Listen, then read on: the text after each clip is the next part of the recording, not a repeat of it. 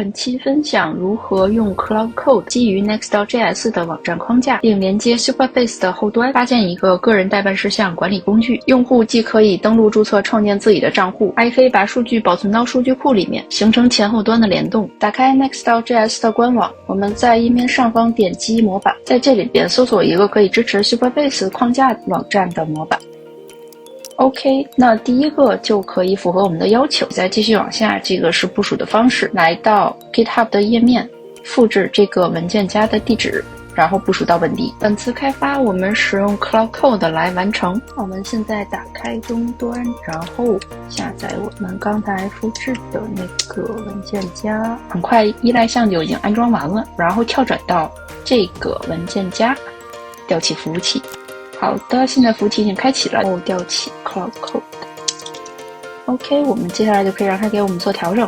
我告诉他，先要把页面中的内容都删掉，只保留 header 注册跟登录的功能。后面我们要接入 Superbase， 给我添加这个 To Do List 的功能。我们来到 Superbase 的网站，然后我们进去之后，把项目的相关信息，也就是链接，还有这个 API 密钥发给 Cloud Code。然后下边我其实让他帮我创建了 Superbase 数据库的 Circle 语句，复制粘贴给 Superbase 就可以创建用户它输入的这个代办事项的后台数据库。现在来看一下计划本身，双模式操作，就是登录跟不登录它其实是两种状态。用户登录的话，内容会被保存同步到数据库后端，如果不登录的话，那就不保存。然后对于任务本身，可以让用户去做增删改查，在首页上点击注册。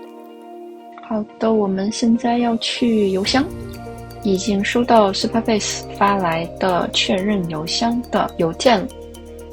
点击里面这个链接，注册完成之后，其实我们回到 Superbase 这边找到用户认证，点击进去之后就看到已经有一个用户注册的信息了，说明已经跟后台联通成功了。回到页面上，我们登录的话，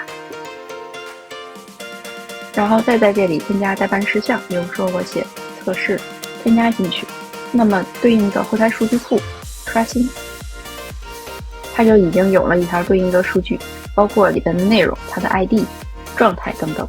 如果我在前台修改这个任务，再把它保存进去，那么对应的数据库里边的数据也应该是被修改。